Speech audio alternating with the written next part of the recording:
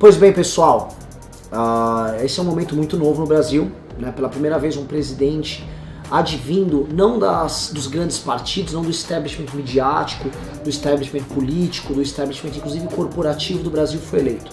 A eleição de Jair Bolsonaro representa uma ruptura com o modo brasileiro de se fazer política, uma ruptura com as grandes certezas que todos tinham sobre como ganhar uma eleição. Ele fez tudo ao contrário, não utilizou dinheiro, não utilizou máquina partidária, não utilizou estrutura, não precisou comprar ninguém. Foi uma eleição muito diferente, foi um processo político único, o que deixou boa parte da velha política, dos analistas da esquerda completamente desconcertados. Nesse sentido, aqui em meu nome, em nome do Movimento Brasil Livre, nós damos os parabéns para você, Jair Bolsonaro, parabéns para os seus filhos, para a sua equipe, para todos que participaram com você dessa construção, para o Paulo Guedes, que será o próximo ministro da Fazenda, para o Onyx Lorenzoni, para os demais candidatos a deputado que foram eleitos, que não foram eleitos também, e para os milhões de brasileiros que saíram às ruas para defender sua candidatura, que defendem sua candidatura há 2, 3, 4 anos, que no começo pareciam uns chatos de internet, depois se provaram vencedores na sua tese.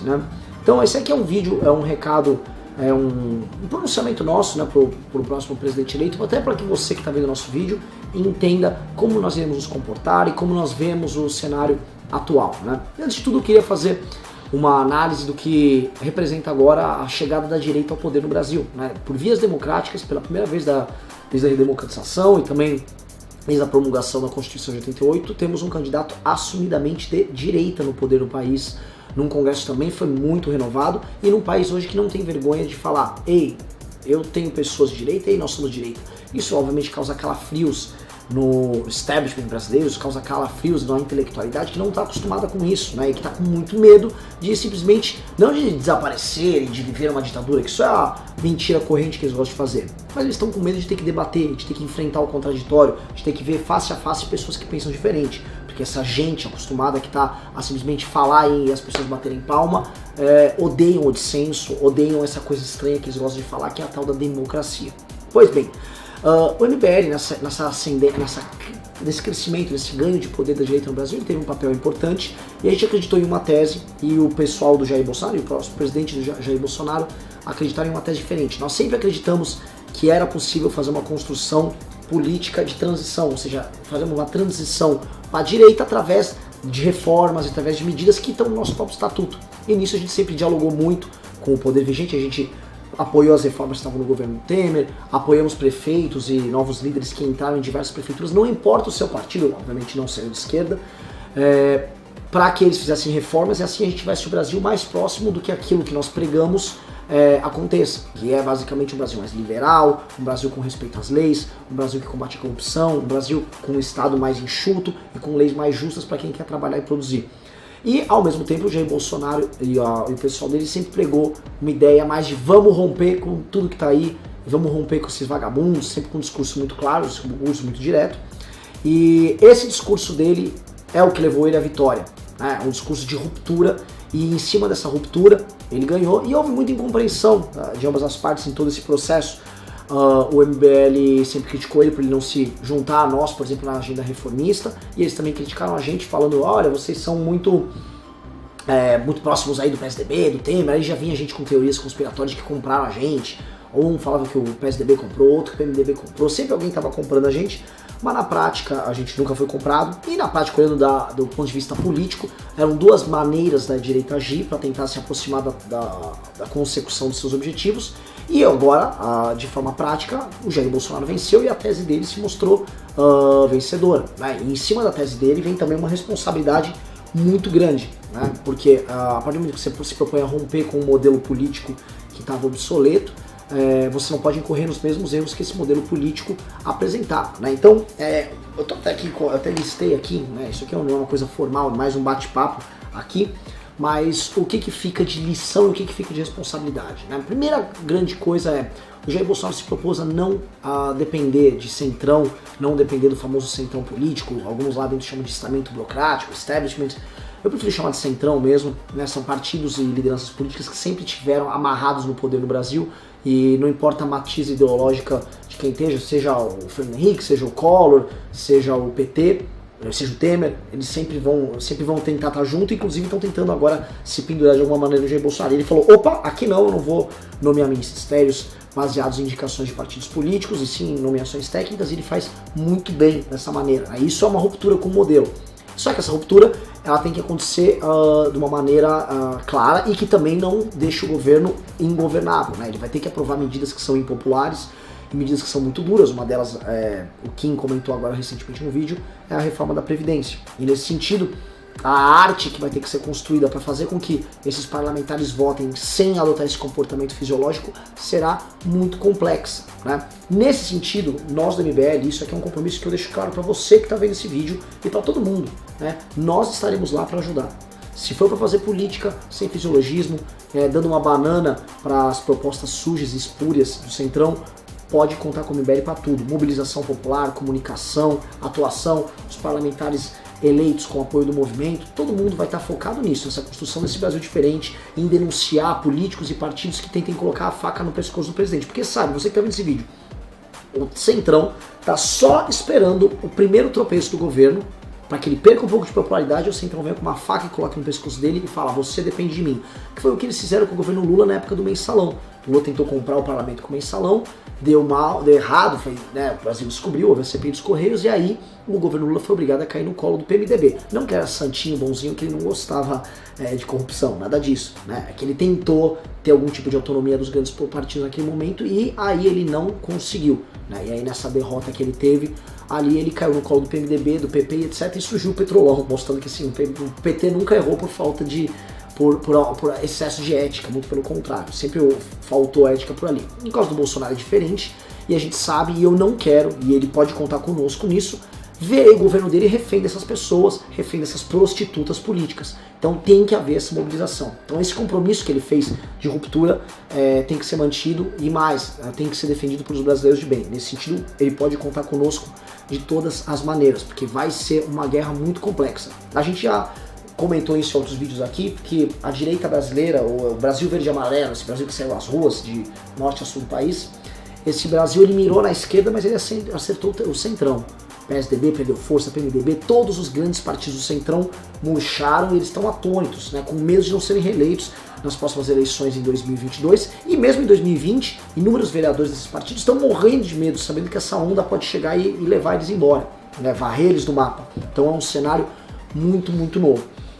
Outro ponto que a gente colocou, então sim, Jair Bolsonaro, conte conosco, conte com novas lideranças. Eu sei, se não falo o nome dele, mas o Marcel Van Hatten com certeza vai apoiar o que for bom nesse governo. Lideranças com o Paulo Eduardo Martins, o Kim, que você conhece, líderes das bancadas temáticas, seja a bancada rural, a bancada da bala, que o Bolsonaro já fez parte, a bancada evangélica, né? São bancadas que são muito importantes e que, de certa maneira, por terem essa preponderância na escolha dos temas, e são temas que são muito próximos dos temas do governo, tenho certeza que dessa maneira você vai poder atuar de uma maneira transversal, atingindo liderança, atingindo votos, para que você construa essa maioria no Congresso para essas reformas, para essas mudanças. Outro ponto que é fundamental, o compromisso nosso público, estou deixando aqui público nosso compromisso em ajudar o Paulo Guedes nas reformas que ele quer fazer. O Paulo Guedes é o grande nome do governo Bolsonaro, é uma figura brilhante, um gênio, né, e aí ele vai ser muito, muito atacado. Se tem um homem que vão tentar destruir e quem vai especialmente tentar fazer isso são as corporações, é o Paulo Guedes. Então, Paulo, conte com a nossa ajuda, né, para atuar nas reformas, para atuar nas privatizações, para construir a linguagem necessária para levar para o maior número possível de pessoas uma mensagem que o Brasil precisa fazer privatização aos montes, que o Brasil precisa enfrentar corporações e que o Brasil precisa se tornar um país mais livre e mais enxuto economicamente. Isso vai dar grandes resultados já para o próximo ano, resultados econômicos, e resultados econômicos redundam em resultados políticos que ajudam também a aprovar outras matérias que tenho certeza que o governo Bolsonaro vai querer tratar, como a questão das reformas na nossa legislação penal, que também demandam popularidade, demandam um povo ativo e atento, né? Falei disso, vamos lembrar agora de um tema que é delicado, que são os picaretas que vão aparecer ao redor, né? Ele vai precisar nomear ministros, caras do segundo escalão, caras de diversos escalões, são milhares de nomes que vão ser nomeados, muita gente ruim vai acabar sendo indicada. Já existe gente ruim que foi eleita, inclusive no PSL, gente que agora no segundo turno também não fez campanha, ou gente que simplesmente se apropriou da popularidade do Bolsonaro para ganhar essas eleições para deputado estadual, deputado federal, e depois Não digo que vão dar uma banana, porque muito da votação deles dependeu do Jair Bolsonaro, mas se vão estar cuidando de interesses corporativos e interesses pessoais. A gente viu em São Paulo que o João Dória ganhou por muito pouco de um corporativista de esquerda como o Márcio França, e isso contou com o apoio do Major Olímpio e de inúmeros deputados do PSL, né? E o candidato, o presidente eleito agora, Jair Bolsonaro, vai ter que ter cuidado com isso, vai ter que ter muito cuidado, porque gente que tenta se aliar com a esquerda é capaz de fazer qualquer coisa, seja tentar enfrentar em reformas, ou seja, por exemplo, cometer os deslizes éticos, que a gente já viu isso já em outros governos. Então isso será muito importante. Temos que estar atentos, então conte também com nossa atenção e nossa vigilância nesse sentido. Não é porque o cara está no PSL, que é o partido do Bolsonaro, que deverá ser tratado de maneira diferente, né? Tem muita gente boa lá, mas também tem pessoas que merecem, vamos dizer assim, um olhar um pouquinho mais cuidadoso. Vamos lá, falei disso aqui. Esse é um outro ponto que é muito interessante para quem está me ouvindo. O Brasil vai ter que encarar uma reforma política. Até o chuchu do Geraldo Alckmin estava propondo a reforma dele lá, falava isso em todos os debates, e obviamente ninguém deu bola.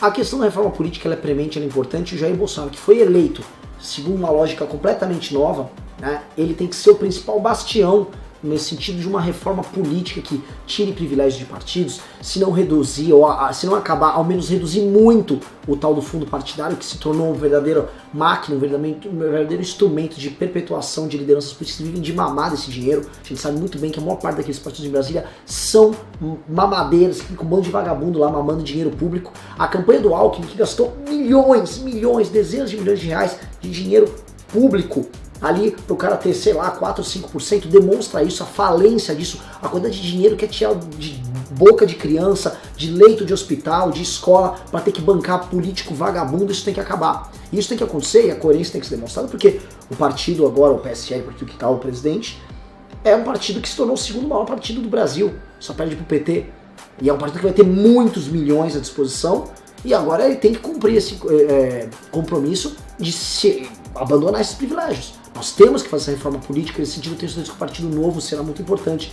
E os brasileiros que elegeram Jair Bolsonaro têm que cobrar esses parlamentares para que tenham coerência na execução disso. Porque ir lá, ser eleito e depois adotar as mesmas formas que, por exemplo, o Centrão e a esquerda adotam, é um erro. E isso vai descredibilizar todo mundo ao redor. Então, conte com o nosso compromisso e a nossa luta na realização de uma reforma política que acabe com os privilégios políticos e que torne o Brasil um país também mais democrático, né? Outra coisa que eu tenho certeza que o Jair Bolsonaro vai lutar e também vai contar com o nosso apoio é na luta contra essas grandes corporações de tecnologia que tentaram censurar os brasileiros nessas eleições no último ano. Nós fomos vítimas disso, o próprio Jair Bolsonaro foi vítima disso, a direita brasileira foi vítima disso, e eu acho que é possível a gente ter um marco regulatório claro, garantindo uma coisa só, não é se intrometer na vida dessas empresas, é garantir a liberdade de expressão para o usuário de internet brasileiro. A gente sabe muito bem que a esquerda vai vir com essa história de fake news depois das eleições para tentar calar os brasileiros. Ela tá com medo, tá acuada, e ela vai querer calar o brasileiro, e o brasileiro não pode deixar isso, e o próximo presidente tem que ter esse compromisso claro em permitir que a liberdade de expressão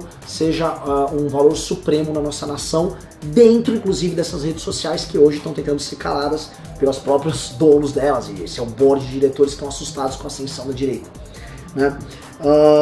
Última coisa, deixar claro aqui, a tua responsabilidade. Um fenômeno que começou em 2014, ele, com as manifestações que levaram a cabo o governo de Dilma Rousseff, escolheu você como representante, e um representante para dirigir as reformas que o Brasil precisa, para fazer as transformações que o Brasil precisa. Esse movimento, esse Brasil Verde e Amarelo, ele tem contradições internas. Tem pessoas que não acham que tem que ter reforma da Previdência, que acham que simplesmente parar de roubar vai resolver os assuntos, e não, né? Escolhas difíceis serão feitas, decisões difíceis terão que ser tomadas, haverá perda de apoio, haverá perda de popularidade em diversos momentos, mas esse Brasil Verde e Amarelo que se propõe a fazer as transformações difíceis que o Brasil precisa, não pode ter medo. Não pode ter medo do combate, pode ter medo de ter algo que é pior do que você, por exemplo, ser atacado pelo seu inimigo, que é ser atacado pelos seus pares, ou pelos brasileiros que te admiram, pelos brasileiros que te elegeram. Você sabe muito bem que você terá que fazer reformas difíceis, que você terá que ter energia para fazer elas, mas que as pessoas que lutaram o tempo todo para transformar isso, saiba disso, presidente eleito, elas estarão com você quando você fizer as decisões certas. Toda vez que você tomar uma decisão difícil e certa, você contará conosco, você contará com outros movimentos e com outras lideranças que sabem a necessidade premente que o Brasil tem de fazer essas transformações. Conte conosco, desejamos muita sorte, desejamos muito sucesso e estaremos na mesma trincheira todas as vezes que você agir como brasileiro de bem que você foi nessas eleições. Conte conosco, e agora é hora do Brasil Verde e Amarelo tomar as rédeas do seu próprio destino Parabéns a todos, muito obrigado. Inscreva-se no nosso canal youtube.com/mblivre. Precisamos da sua ajuda. Acesse mbl.org.br/contribua.